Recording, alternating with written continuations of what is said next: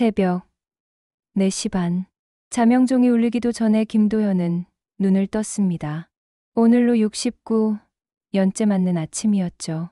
창밖은 아직 어둠에 잠겨 있었고 옆에 누운 아내 정희는 깊은 잠에 빠져 있었습니다.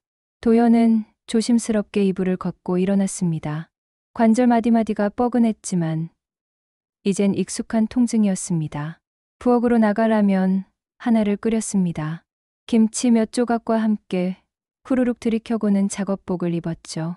낡고해진 작업복에는 시멘트 자국과 페인트 얼룩이 점점이 박혀 있었습니다. 마치 그의 인생 지도처럼 말이죠. 여보, 오늘도 일찍 나가네요. 정희가 문틈으로 고개를 내밀었습니다. 도현은 미소를 지으며 답했습니다. 응. 오늘 콘크리트 타설이 있어서 저녁엔 늦을 것 같아. 40년. 그가 건설 현장에서 일한 세월이었습니다. 29에 시작해서 이제 70을 바라보는 나이까지 그는 단 하루도 현장을 떠난 적이 없었습니다. 여름날 땡볕은 그의 피부를 검게 그을렸고 겨울 칼바람은 그의 손을 거칠게 만들었습니다. 철근을 나르다 어깨가 탈골된 적도 있었고 발판에서 떨어져 갈비뼈가 부러진 적도 있었죠. 병원에 입원해야 한다는 의사의 만류에도 그는 붕대만 감고 다시 현장으로 돌아갔습니다. 도연아, 너 그러다 죽어. 좀 쉬어가면서 해. 동료 박 관장이 걱정스럽게 말했지만 도연은 고개를 저었습니다. 내가 하루 쉬면 우리 집 하루 굶는 거야. 애들 학원비도 내야 하고 집세도 내야 하는데 어떻게 쉬어. 그의 손은 굳은 살로 단단해졌습니다. 손가락 관절은 퉁퉁 부어올랐고 손톱 밑엔 시멘트 가루가 끼어 아무리 씻어도 깨끗해지지 않았습니다. 아내는 그런 그의 손을 잡기 싫어했지만 도연은 개의치 않았습니다. 이 거친 손이 가족을 먹여 살리는 손이라는 자부심이 있었으니까요. 점심시간, 현장 한 구석에서 도시락을 펼쳤습니다. 김치볶음과 계란말이, 그리고 밥. 매일 똑같은 반찬이었지만 그는 감사하며 먹었습니다. 옆에서 젊은 인부가 투덜거렸습니다. 아저씨는 어떻게 매일 똑같은 걸 드세요? 저라면 질렸을 텐데. 도연은 웃으며 답했습니다. 자네는 모르지. 내가 어릴 땐 이런 도시락도 못 먹었어. 보리밥에 된장 하나 얹어 먹으면 다행이었지. 지금 이 도시락이 얼마나 고마운지 몰라. 오후 작업이 시작되자 다시 땀이 비오듯 쏟아졌습니다. 등짝은 흠뻑 젖었고 안전모 안은 찜통처럼 뜨거웠습니다. 그래도 그는 묵묵히 일했습니다. 벽돌을 나르고 시멘트를 개고 철근을 묶었습니다. 내가 버텨야 애들이 공부하지. 내가 힘들어야 집사람이 편하지. 이 말은 그의 주문이자 신념이었습니다. 힘들 때마다 이 말을 되뇌었고 포기하고 싶을 때마다 이 말로 버텼습니다. 큰아들 진수가 대학 합격 통지서를 들고 왔을 때 도연은 난생 처음 눈물을 흘렸습니다. 서울에 있는 명문대였죠. 등록금이 만만치 않았지만 그는 기꺼이 야간 작업까지 뛰었습니다. 아버지, 제가 알바하면서 다닐게요. 진수가 미안해하자 도연은 아들의 어깨를 두드렸습니다. 무슨 소리야. 공부만 열심히 해. 돈 걱정은 아버지가 할 일이야. 딸 수진이도 마찬가지였습니다. 미술을 전공하겠다고 했을 때 정는 반대했지만 도연은 딸의 편을 들었습니다. 하고 싶은 거 해야지. 아버지가 뒷바라지할게. 그렇게 두 아이 모두 대학을 졸업했습니다. 졸업식장에서 학사모를 쓴 아이들을 보며 도연은 생각했습니다. 내 인생이 헛되지 않았구나. 이 순간을 위해 살아왔구나. 단칸방에서 시작한 살림은 이제 작은 아파트로 옮겨갔습니다. 비록 30평 남짓한 작은 집이었지만 도연에게는 궁전이나 다름없었습니다. 거실 한쪽 벽에는 아이들의 졸업장이 액자에 담겨 걸려 있었습니다. 그것이 그의 훈장이었죠. 허리는 점점 더 구부정해졌습니다. 병원에서는 디스크 수술을 권했지만 수술비와 회복 기간 동안의 수입 손실을 생각하면 엄두가 나지 않았습니다. 그래서 파스와 진통제로 버텼습니다. 아침마다 허리를 펴는 데만도 10분이 걸렸지만 그는 포기하지 않았습니다. 동료들이 하나둘 현장을 떠났습니다. 누군가는 사고로, 누군가는 병으로, 누군가는 나이 때문에. 하지만 도연은 끝까지 남았습니다. 현장 소장도 그를 인정했습니다. 김 반장님은 정말 우리 현장의 기둥이야. 반장님 같은 분이 있어서 든든해. 칭찬을 들을 때마다 도연은 어깨가 으쓱했습니다. 비록 몸은 힘들었지만 인정받는다는 사실이 그를 지탱하는 힘이었습니다. 어느 날 정희가 말했습니다. 당신 이제 그만 좀 쉬어요. 애들도 다 컸는데 언제까지 그 고생을 할 거예요? 하지만 도연은 고개를 저었습니다. 아직 할 일이 많아. 진수 결혼 자금도 모아야 하고 수진이 시집 갈 때 해줄 것도 준비해야 하고 그리고 우리 노후 자금도 있어야 하잖아. 사실 그에게 일은 단순한 돈벌이 이상의 의미였습니다. 그것은 그의 정체성이었고 존재 이유였습니다. 일하지 않는 자신을 상상할 수 없었죠. 마침내 정년퇴직을 앞둔 마지막 날이 다가왔습니다. 40년간 매일같이 오르내리던 현장 계단을 올라가며 도연은 생각했습니다. 이제 정말 끝이구나. 내 청춘을 다 바친 이곳과 이별이구나. 그날 저녁 동료들이 준비한 송별회를 열어주었습니다. 막걸리 잔을 들며 박 관장이 말했습니다. 도연이 형, 정말 수고 많았어. 이제 편히 쉬면서 행복하게 살아. 도연은 미소를 지었지만 마음 한구석은 공허했습니다. 내일부터 무엇을 하며 살아야 할지 아직 답을 찾지 못했으니까요. 정년퇴직식이 끝나고 집으로 돌아오는 길, 김도연의 가방에는 동료들이 선물한 낚싯대와 감사패가 들어 있었습니다. 40년, 길고도 짧았던 세월이 오늘로 막을 내렸죠. 버스 창밖으로 스쳐 지나가는 풍경을 보며 도연은 생각에 잠겼습니다. 이제 정말 끝이구나. 내일부터는 더 이상 새벽에 일어나지 않아도 되는구나. 묘한 해방감과 함께 알 수 없는 불안감이 밀려왔습니다. 평생 일만 하며 살아온 그에게 은퇴 후의 삶은 미지의 영역이었으니까요. 집에 도착하자 아내 정희가 거실에서 TV를 보고 있었습니다. 도연이 들어서자 잠깐 쳐다보더니 다시 시선을 TV로 돌렸습니다. 퇴직식은 잘 끝났어? 응. 동료들이 낚싯대도 선물해줬어. 이제 우리도 여행 다니면서. 도연의 말이 채 끝나기도 전에 정희가 끼어들었습니다. 여행. 무슨 돈으로? 연금 얼마 안 되는데 뭔 여행이야. 당신이나 이제 뭐라도 해서 돈 좀 더 벌 생각을 해야지. 도연은 할 말을 잃었습니다. 40년을 일했으니 이제 좀 쉬어도 되지 않을까 싶었는데 아내의 반응은 차가웠습니다.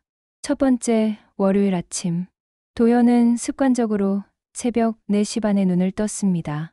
하지만 이제 갈 곳이 없었죠. 거실로 나와 멍하니 앉아있자 정희가 나왔습니다. 왜 이렇게 일찍 일어났어? 잠이나 더 자지. 습관이 되어서 몸이 저절로 깨더라고. 정희는 한숨을 쉬며 부엌으로 갔습니다. 도연은 할 일이 없어 TV를 켰다가 껐다가를 반복했습니다. 아침 8시가 되자 정희가 외출 준비를 했습니다. 나 문화센터 가. 점심은 알아서 해결해. 같이 가면 안 될까? 나도 뭐라도 배워보고. 아이고, 거기 아줌마들만 가는 곳이야. 당신은 집에나 있어. 문이 닫히는 소리가 유독 크게 들렸습니다. 도연은 혼자 남은 집에서 무엇을 해야 할지 몰랐습니다.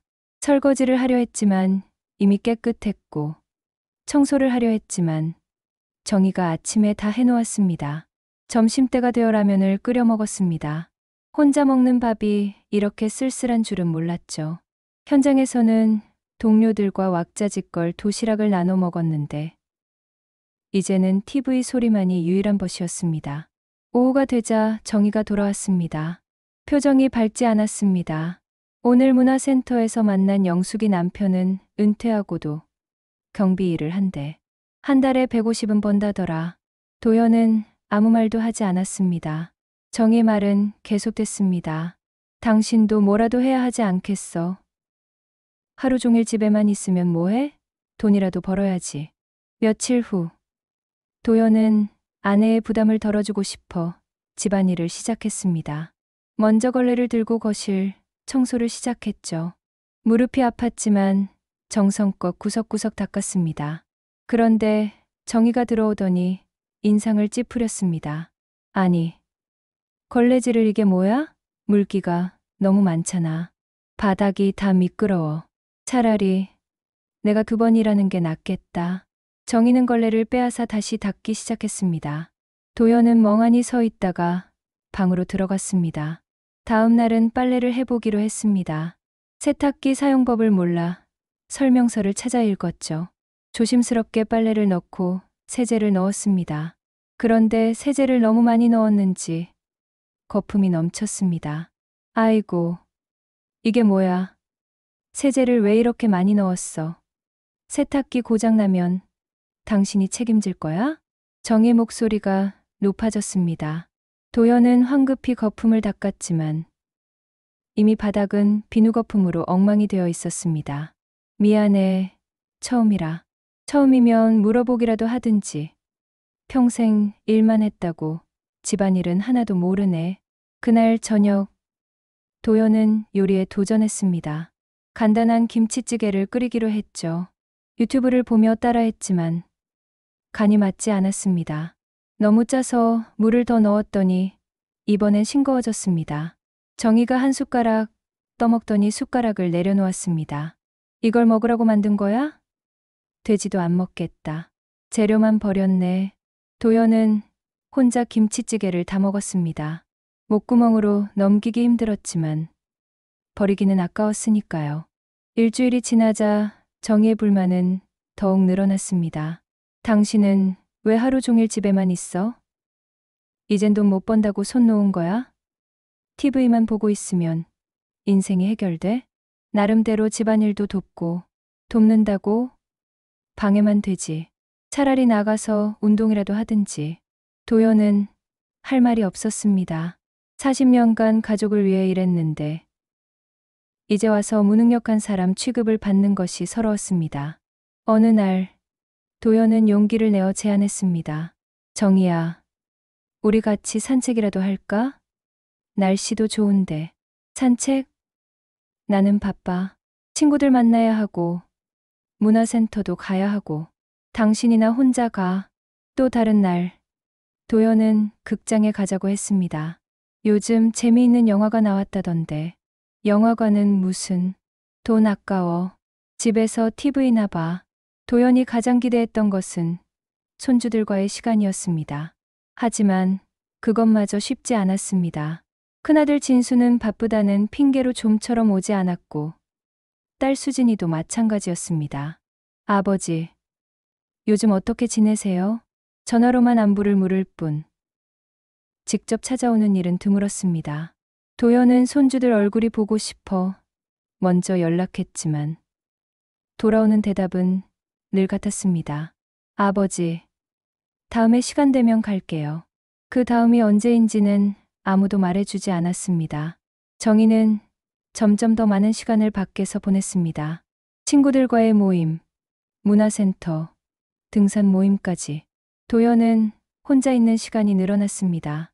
아침을 먹고 나면 점심까지, 점심을 먹고 나면 저녁까지. 시간은 너무나 더디게 흘렀습니다.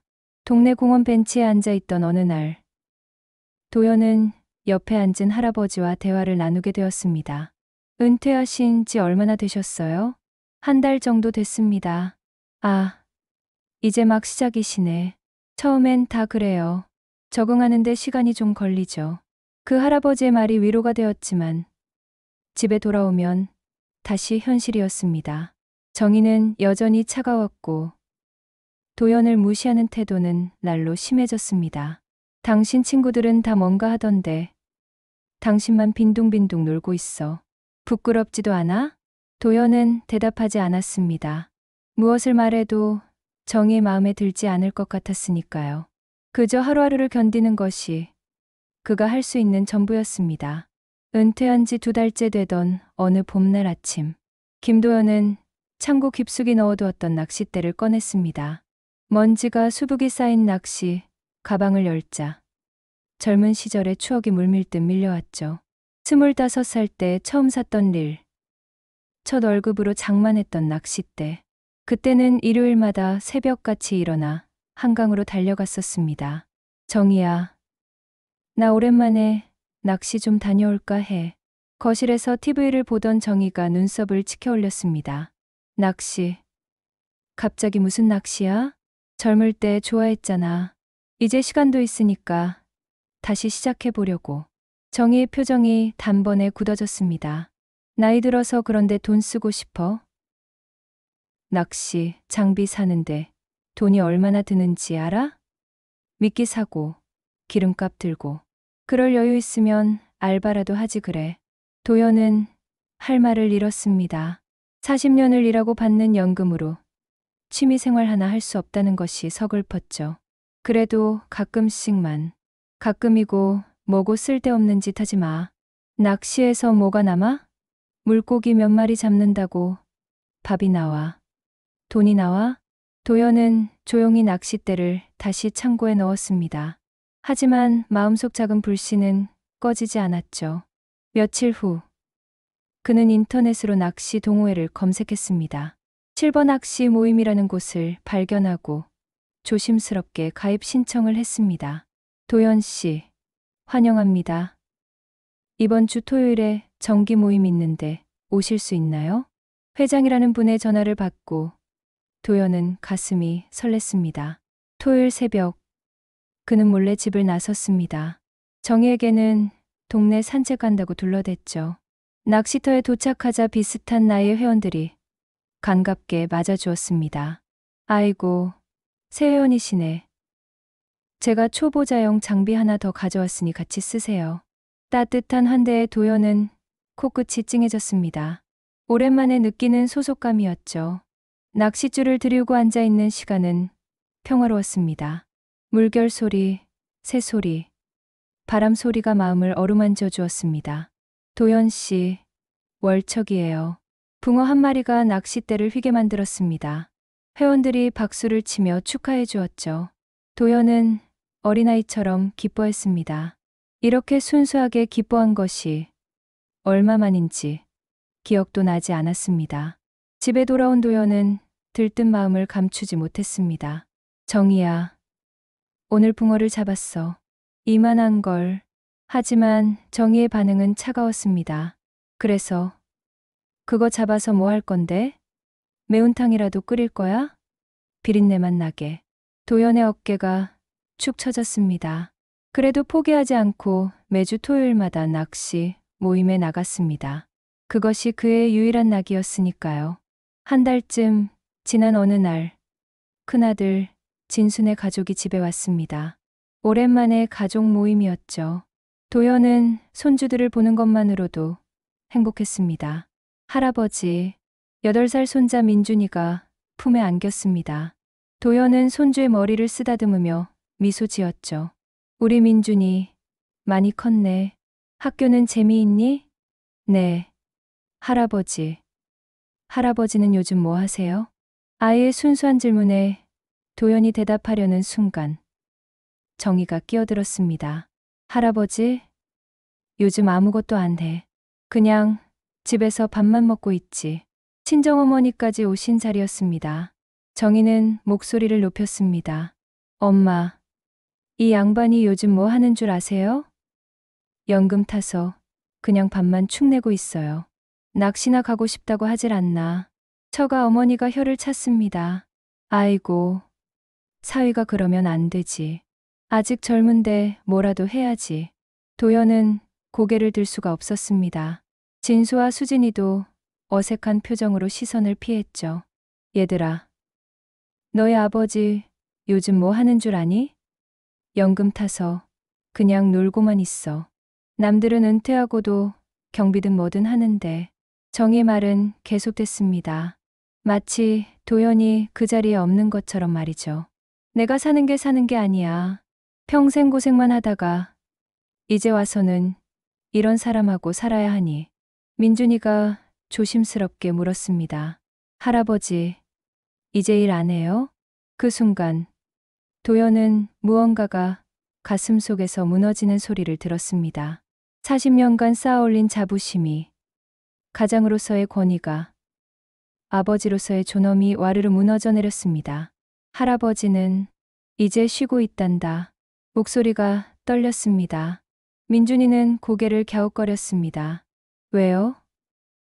할아버지 아프세요? 아니, 그냥 나이가 많아서. 정희가 코웃음을 쳤습니다. 나이가 많다니. 옆집 박씨 아저씨는 72인데도 아직 일하시는데. 수진이가 조심스럽게 말했습니다. 엄마, 아버지도 평생 일하셨잖아요. 이제 좀 쉬셔도. 쉬는 것도 돈이 있어야 쉬는 거야. 너희들 결혼 자금은 어떻게 하고. 도연은 더 이상 듣고 있을 수가 없었습니다. 조용히 자리에서 일어나 방으로 들어갔죠. 문 밖에서 정희 목소리가 계속 들렸습니다. 저 양반은 책임감이라는 게 없어. 자기만 편하면 그만이야. 도연은 귀를 막았습니다. 하지만 그 말들은 이미 가슴 깊이 박혀버렸죠. 며칠 후, 도연은 용기를 내어 동네 마트의 아르바이트 자리를 알아봤습니다. 하지만 나이가 많다는 이유로 거절당했습니다. 경비, 자리도 마찬가지였죠. 이미 자리가 다 차 있다는 대답만 돌아왔습니다. 집에 돌아온 도연은 정희에게 말했습니다. 일자리를 알아봤는데 쉽지 않네. 나이가 많다고. 정희는 비웃었습니다. 노력도 안 하면서 핑계만 대지 마. 정말로 일할 마음이 있으면 자리는 있어. 그날 밤, 도연은 거울 앞에 섰습니다. 거울 속 노인은 초라했습니다. 구부정한 허리, 거친 손, 깊게 패인 주름. 한때는 이 몸으로 가족을 먹여 살렸는데 이제는 아무 쓸모없는 고철 같았습니다. 낚시 동호회 모임에서 만난 친구가 말했던 게 떠올랐습니다. 도연 씨, 우리 나이에 제일 중요한 게 뭔지 아세요? 자존심이에요. 그거 잃으면 진짜 끝이에요. 도연은 씁쓸하게 웃었습니다. 자존심이라. 그런 것도 이제는 사치처럼 느껴졌으니까요. 다음 주 가족 모임이 또 있었습니다. 이번엔 수진이네 시댁 식구들까지 모인 큰 모임이었죠. 정희는 또다시 도연을 조롱거리로 만들었습니다. 우리 집 영감은 요즘 팔자 좋아요. 매일 놀고 먹고 낚시나 가고 연금 나오니까 아무 걱정 없죠. 사돈이 물었습니다. 그래도 건강하시니 다행이네요. 건강이 최고죠. 건강은 무슨요? 일할 수 있는데도 안 하는 거예요. 게을러서. 그 순간 도연은 자리에서 벌떡 일어났습니다. 모든 시선이 그에게 쏠렸죠. 화장실 좀. 도연은 화장실로 들어가 문을 잠갔습니다. 거울에 비친 자신의 얼굴은 창백했습니다. 눈가가 붉어졌지만 울지는 않았습니다. 40년간 단련된 인내심이 아직 남아 있었으니까요. 하지만 그는 알았습니다. 이제 한계에 다다랐다는 것을. 평생의 땀과 희생이 이렇게 무시당하고 조롱받는 것을 더는 견딜 수 없다는 것을 말이죠. 그날 밤, 김도연은 침대에 누웠지만 눈을 감을 수가 없었습니다. 천장의 형광등, 자국이 희미하게 보였고 옆에서는 정희의 고른 숨소리가 들렸죠. 하지만 그의 마음속에는 폭풍이 몰아치고 있었습니다. 할아버지, 이제 일 안 해요? 손주 민준이의 순진한 질문이 계속 머릿속을 맴돌았습니다. 그리고 정희 목소리도 함께 울렸죠. 연금 타서 그냥 밥만 축내고 있어. 도연은 조용히 일어나 거실로 나왔습니다. 시계는 새벽 2시를 가리키고 있었습니다. 부엌에서 물을 한 잔 마시고 베란다로 나갔죠. 차가운 밤 공기가 얼굴을 스쳤습니다. 나는 도대체 뭘 위해 살아왔던 건가? 그는 스스로에게 물었습니다. 40년, 만 40년을 건설 현장에서 땀 흘리며 일했습니다. 새벽부터 밤늦게까지 주말도 없이 일했죠.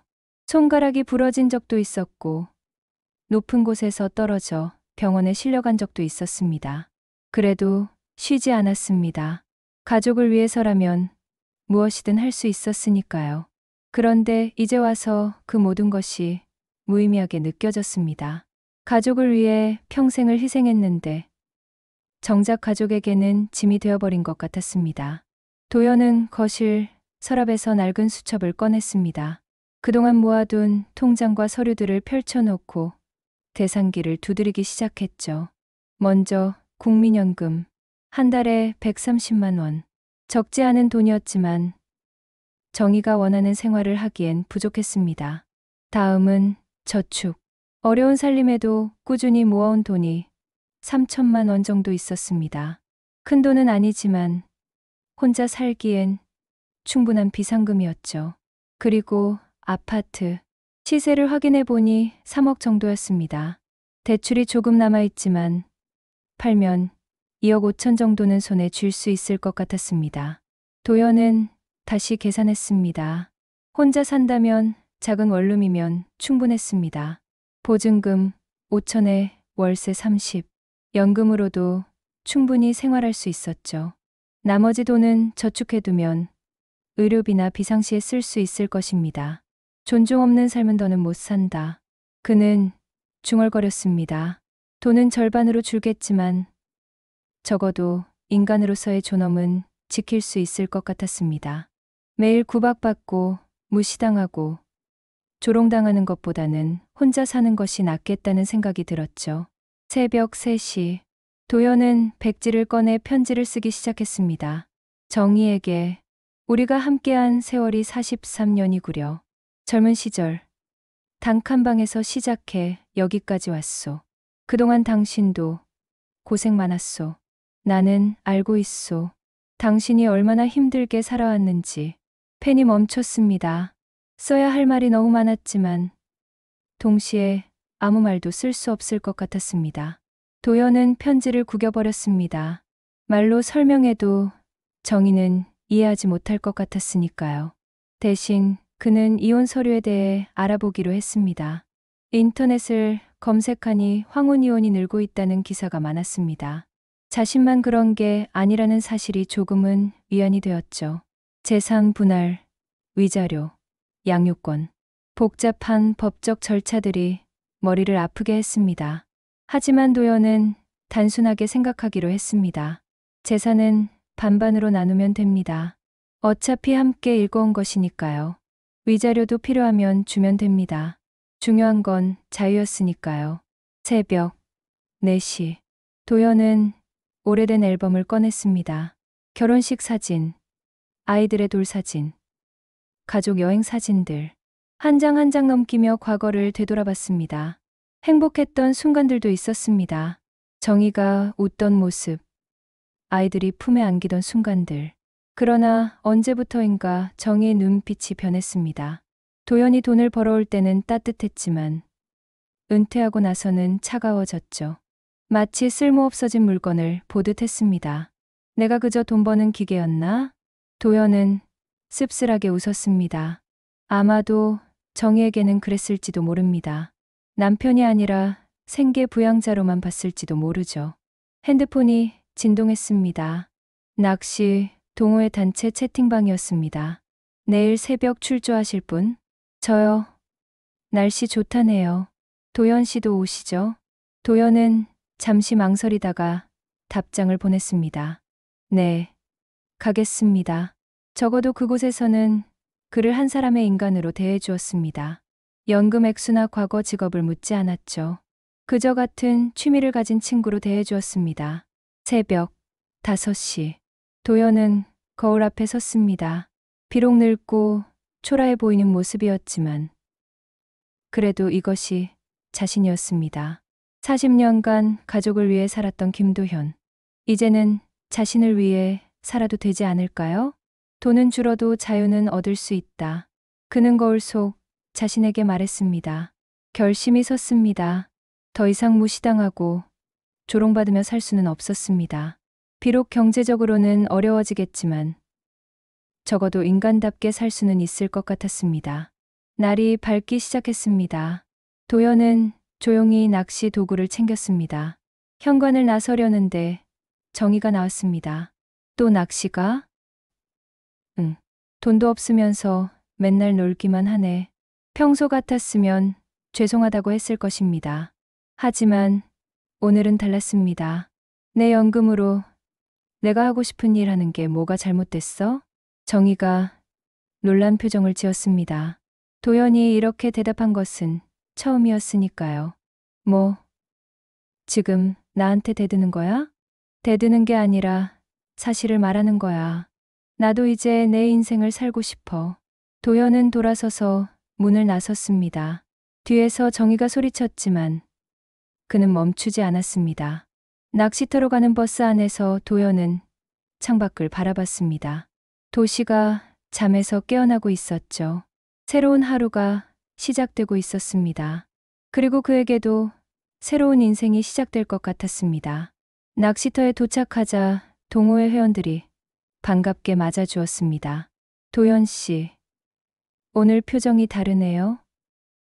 좋은 일 있어요? 아니, 그냥 결심한 게 있어서요. 무슨 결심? 도연은 미소 지었습니다. 이제부터는 제 인생을 살기로 했어요. 회원들이 고개를 끄덕였습니다. 다들 비슷한 나이, 비슷한 처지였기에 무슨 말인지 알 것 같았으니까요. 낚싯줄을 들이고 앉아 있는 동안 도연은 앞으로의 일을 구체적으로 계획했습니다. 먼저 변호사를 만나 상담을 받을 것입니다. 그리고 작은 원룸을 알아볼 것입니다. 혼자 살 준비를 차근차근 해나갈 것입니다. 두렵지 않다면 거짓말일 것입니다. 70을 바라보는 나이에 새로운 시작이라니. 하지만 이대로 살 수는 없었습니다. 존중받지 못하는 삶은 죽은 것이나 다름없으니까요. 해가 중천에 떴습니다. 따뜻한 햇살이 물결 위에서 반짝였죠. 도연은 깊게 숨을 들이쉬었습니다. 맑은 공기가 폐를 가득 채웠습니다. 살아있다는 느낌이 들었습니다. 오랜만에 느끼는 생동감이었죠. 잡혔다. 낚싯대가 휘어졌습니다. 큰 붕어가 걸린 것 같았습니다. 도연은 신중하게 리를 감았습니다. 인생도 낚시와 같았습니다.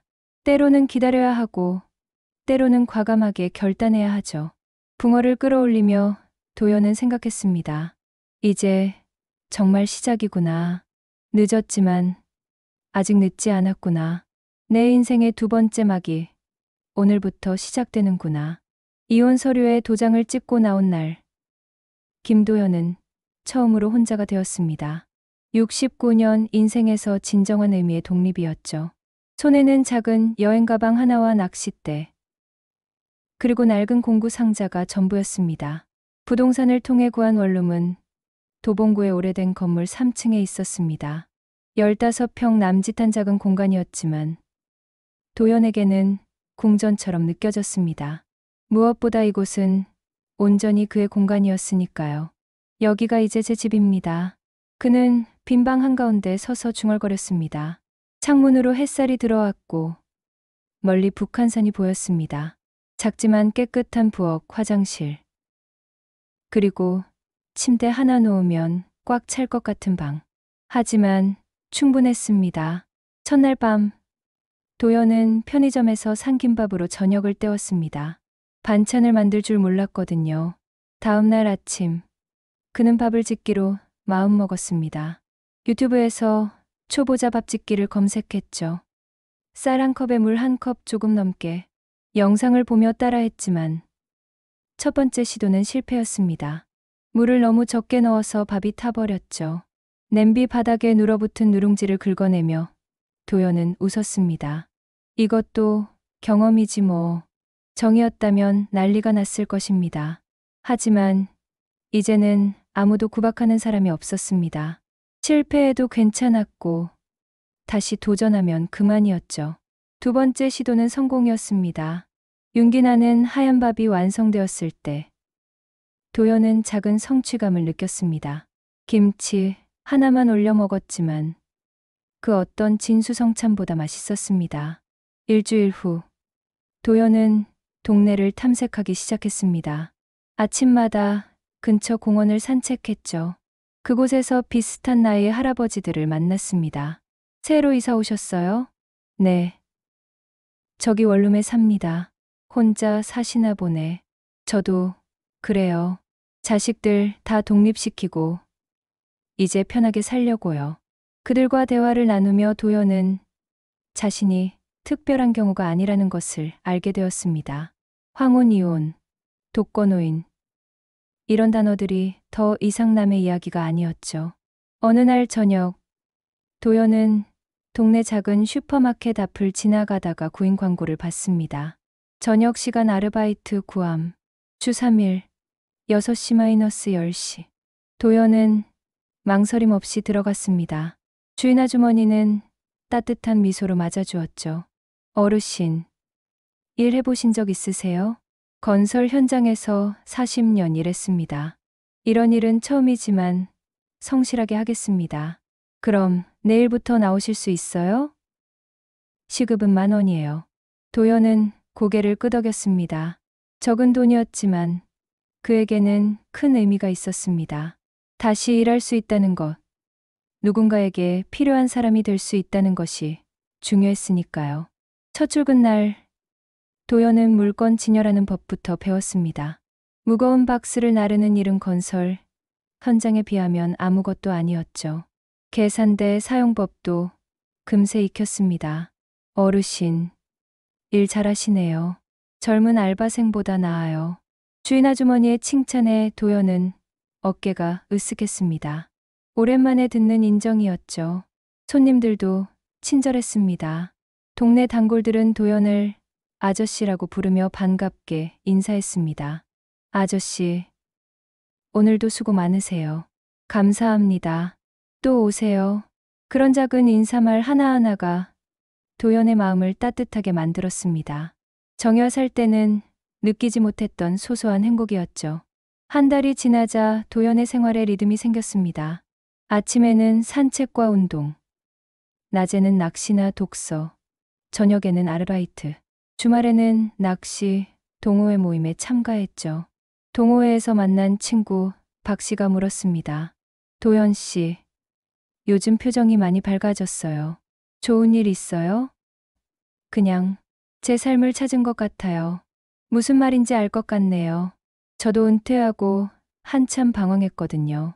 둘은 막걸리 잔을 부딪혔습니다. 말하지 않아도 서로의 마음을 알 수 있었죠.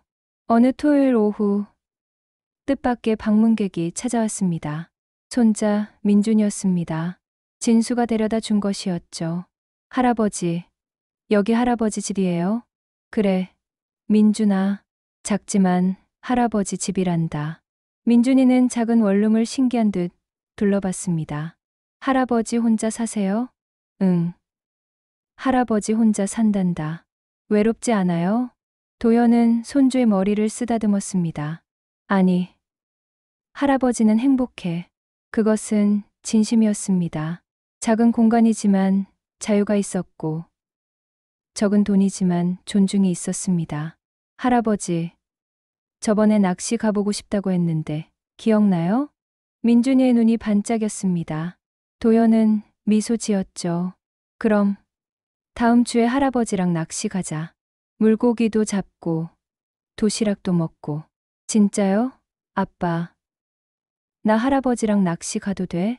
진수가 머뭇거리다가 고개를 끄덕였습니다. 그래. 할아버지랑 재미있게 놀고 와. 진수가 떠나기 전에 조용히 말했습니다. 아버지, 엄마가 많이 후회하세요. 저도 아버지께 죄송해요. 그동안 너무 무관심했어요. 도연은 아들의 어깨를 두드렸습니다. 괜찮다. 이제라도 이렇게 찾아와 줘서 고맙구나. 다음 주 민준이와의 낚시는 즐거웠습니다. 비록 물고기는 한 마리도 못 잡았지만 할아버지와 손자는 많은 이야기를 나눴죠. 할아버지, 저 커서 할아버지처럼 멋진 사람이 될게요.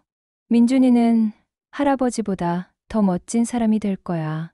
해가 질 무렵 도연은 민준이를 집에 데려다주고 혼자 원룸으로 돌아왔습니다.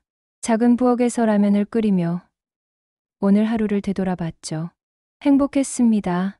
누구의 눈치도 보지 않고 하고 싶은 일을 하며 사랑하는 손주와 시간을 보낼 수 있다는 것이, 비록 재산은 반으로 줄었지만 마음의 여유는 2배가 되었습니다. 창밖으로 노을이 지고 있었습니다. 도연은 창가에 앉아 차를 한 잔 마셨습니다. 이제 그의 인생에도 노을이 지고 있었지만 그것은 아름다운 노을이었습니다. 핸드폰이 울렸습니다. 낚시 동호회 단체 채팅방이었죠. 내일 출조하실 분? 날씨 좋다던데요. 도연 씨도 오시죠?